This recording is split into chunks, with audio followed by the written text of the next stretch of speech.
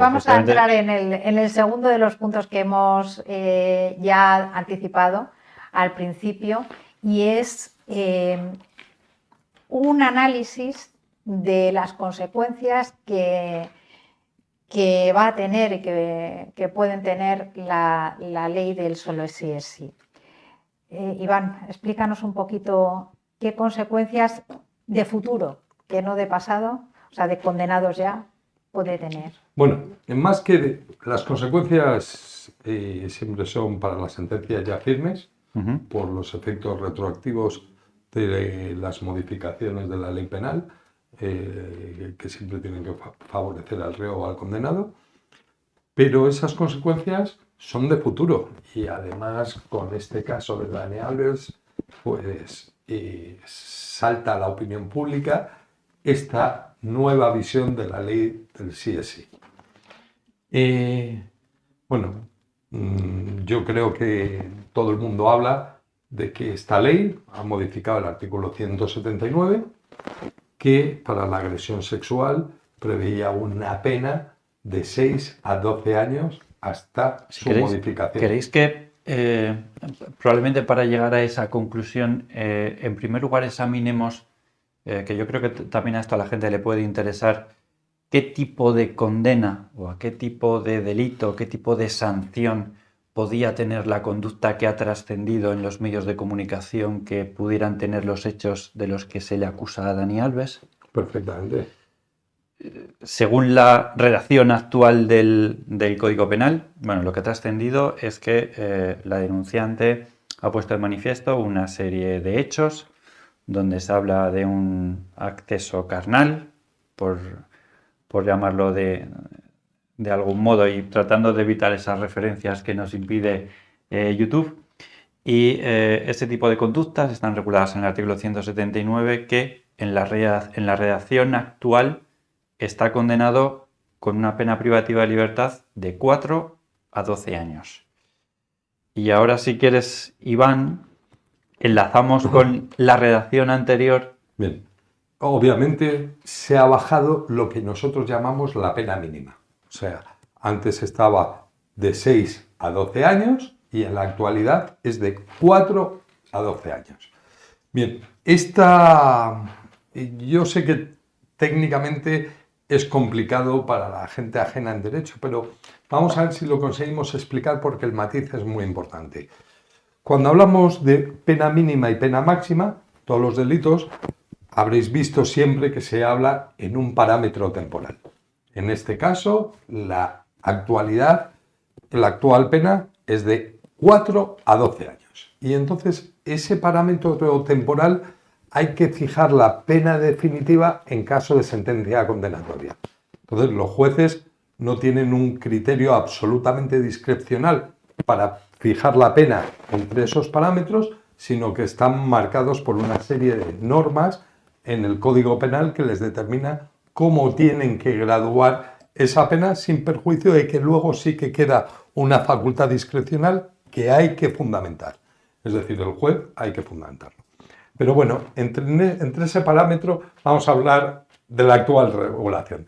Entre 4 y 12 años, pues depende de las circunstancias atenuantes o agravantes, que también tendremos que explicar, son una serie de circunstancias también reguladas, que pueden, dentro de ese parámetro que marca la norma, o incluso bajarlo, que ya hablaremos, o subirlo, ¿bien?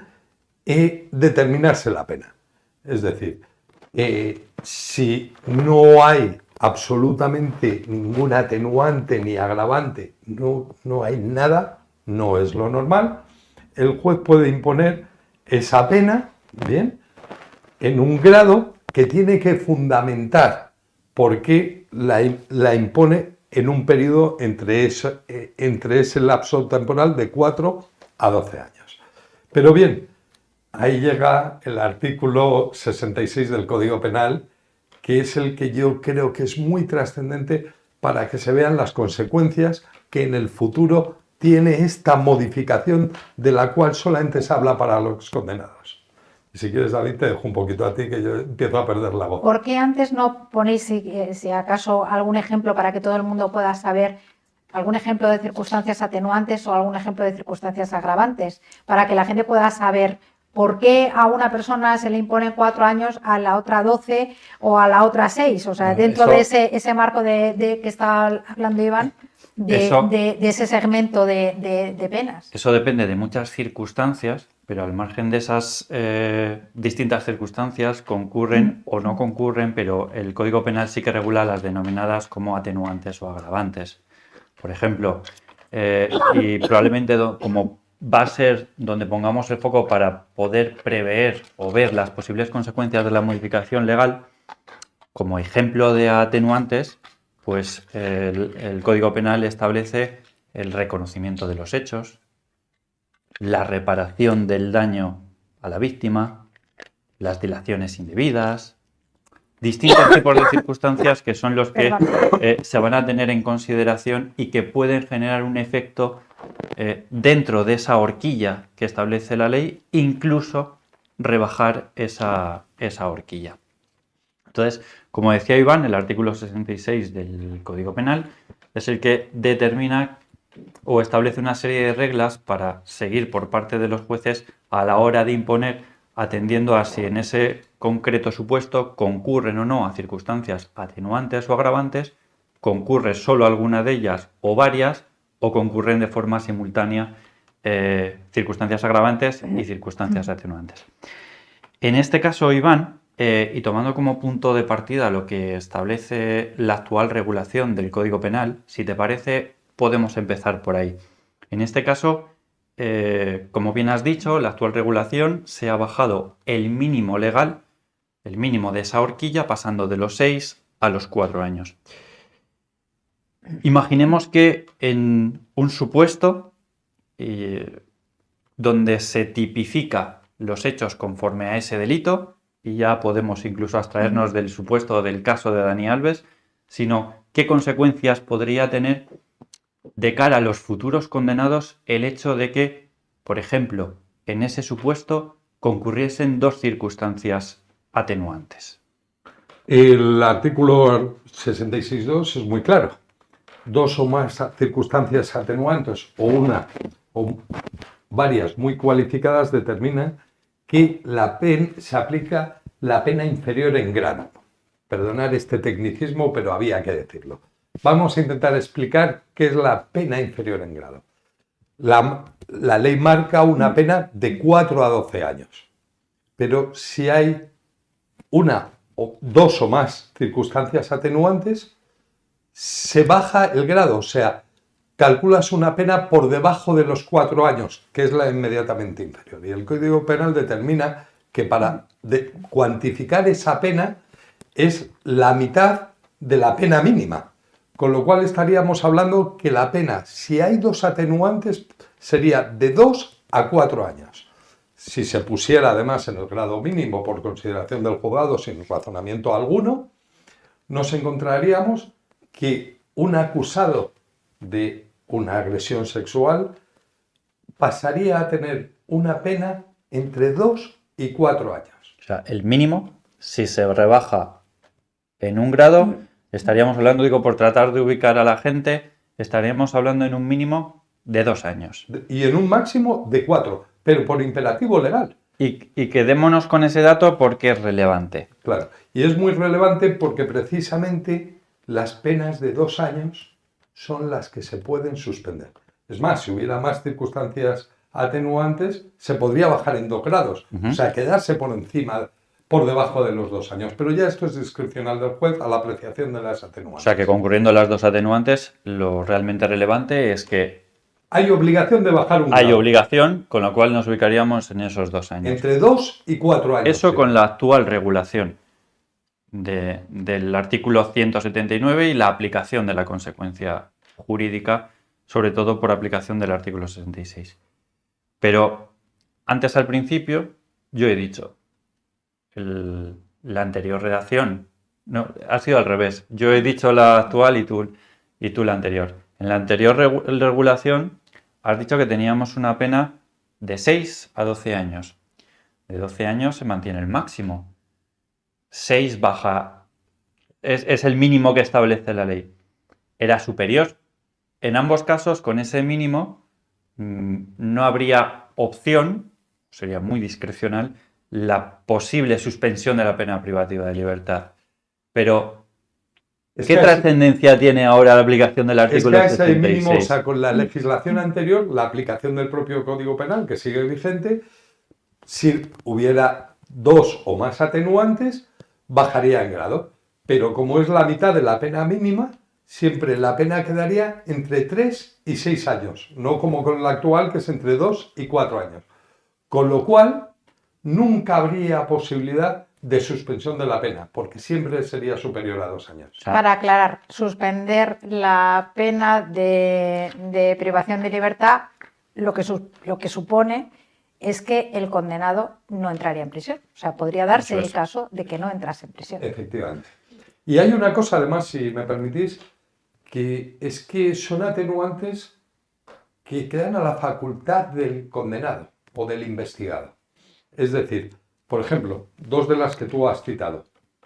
La reparación del daño, con que el condenado haya reparado el daño antes de sentencia, ya tiene esa aplicación.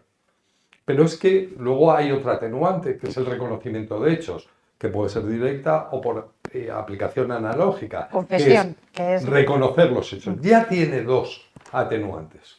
Con esas 2 meras atenuantes, si no hay circunstancias agravantes, eso siempre hay que decirlo, ya podría bajar de 2 a 4 años. Es decir, reconociendo los hechos y indemnizando a la víctima. En resumen, atendiendo a esas 2 circunstancias atenuantes que tú has dicho, que efectivamente están dentro del ámbito de la capacidad de decisión del investigado, del acusado en ese momento, y que no son ajenas, que no escapan a su esfera de control.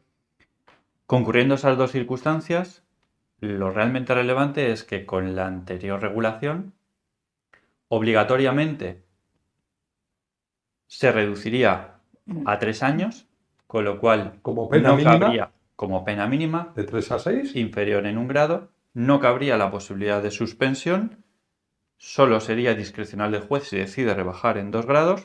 Si hay varias circunstancias atenuantes o alguna muy cualificada. Y con la actual regulación, existiendo esas 2 atenuantes que, reiteramos, dependen en cierta manera de la voluntad del investigado, se podría llegar de motu propio a una situación en la que existiría una pena mínima de 2 años y la posibilidad de suspensión. Efectivamente. Es decir, yo oí el viernes que con la actual legislación, la ley del sí o sí, se ponía muy barata. Se pone tremendamente barata. Es que prácticamente sin nada, siempre que no haya atenuantes de tipo, porque las hay de tipo, o las atenuantes generales, tienes la posibilidad en esa dirección letrada de determinar que tu cliente reconozca los hechos, de que tu cliente indemnice si tiene capacidad económica, y tú puedes reducir la pena de 2 a 4 años. Y además, con esa buena voluntad, estas cuestiones, quizá el juzgado la aplicaría en grado mínimo sin perjuicio de que pudiera haber más, porque en un proceso judicial, normalmente, aunque ahora se intenta evitar con las prórrogas de la instrucción, pues las dilaciones indebidas no es algo anormal. Se producen porque el volumen de asuntos que hay es imposible que los jueces puedan ir al día, que las pruebas se puedan practicar al día, las pruebas tardan muchísimo. Es ciertamente, o sea, no es algo anormal y es por una cuestión del funcionamiento de la justicia y del colapso de la justicia y de la falta de medios materiales y económicos que hay en la justicia, y se pueden producir esas dilaciones indebidas y son habituales, pueden ser normales o muy cualificadas. Es decir, la ley del solo sí es sí está determinando no solo lo que se produce a los condenados ya, es decir, las reducciones de pena o la puesta en libertad de algunos, sino el gran problema es lo que viene de futuro. Es que efectivamente hasta este momento lo que se veía, porque surge de aplicación inmediata, es la cantidad de personas que habían sido condenadas por esos hechos y habían o bien se les había rebajado la pena privativa de libertad, con lo cual van a permanecer menos tiempo en prisión, o bien se les había liberado ya. Pero efectivamente aquí el problema también se plantea de cara al futuro, que es lo que sucede con esas personas que han cometido ese tipo de delitos que van a ser enjuiciados, y evidentemente estamos hablando del supuesto de que finalmente esas personas sean condenados y la repercusión que va a tener. Y creo que ese es un problema en el que debemos empezar a reparar.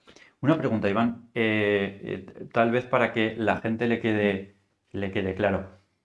La aplicación de las rebajas de las condenas se fundamentan en un principio que entiendo que, no sé si quieres explicarlo tú o si quieres continúo yo.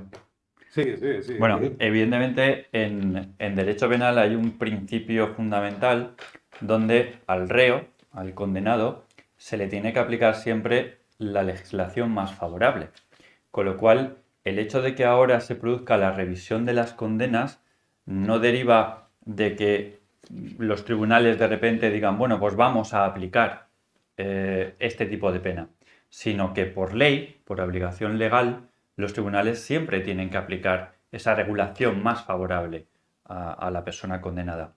Y es precisamente eso lo que motiva que, bien de oficio, bien por parte del Ministerio Fiscal, bien por parte de las defensas de los propios condenados, sean los que insten y se examine la posible rebaja de pena como consecuencia de la aplicación de la nueva normativa que ha entrado en vigor. Con lo cual, yo creo que sí que es importante hacer este matiz porque mucha gente desconoce cuál es el origen del por qué ahora de repente una persona que había sido enjuiciada y condenada se le puede rebajar la pena. Bueno, si queréis antes, yo creo que el último tema que nos quedaba era el de la prisión provisional. Ujú. Los Pero requisitos. antes de ello y para concluir este tema, yo lo que creo que esta ley, y debe quedar bastante claro, es que da mucho campo jurídico ahora a las direcciones letradas para buscar esas rebajas de pena. Es decir, va a haber muchos letrados que ante estos hechos se conduzcan. Si la persona tiene capacidad económica, se puede hacer el reconocimiento de hechos, a buscar ya una pena entre 2 y 4 años. Digamos que la reflexión que hemos hecho nosotros aquí en esta mesa probablemente sea una reflexión recurrente en muchos despachos de abogados. Lo estarán haciendo todos los compañeros penalistas cuando... Claro, cada caso es un mundo. Probablemente. Hay que determinar si hay circunstancias atenuantes generales o de tipo. Agravantes. Que también puede ser. Agravantes, perdón. Con lo cual, cada caso es un mundo, pero se abre el haber puesto ese mínimo de 6 a 4 años, abre un campo tremendo para intentar buscar que el autor del delito pueda incluso no entrar en prisión o incluso en propia instrucción poder buscar evitar las prisiones provisionales por la cuantía de la pena, ya las atenuantes.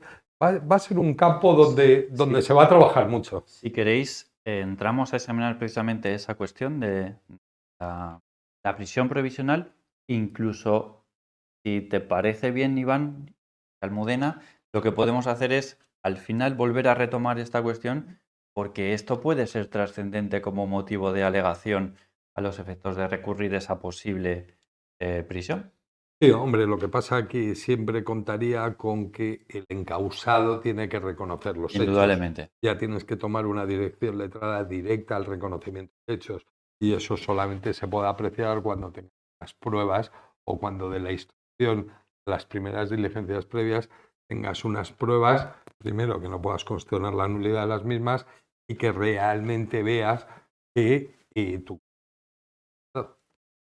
Indudablemente, evidentemente, como tú Claro. decías antes, hay que analizar caso por caso, ver las circunstancias concretas de cada caso.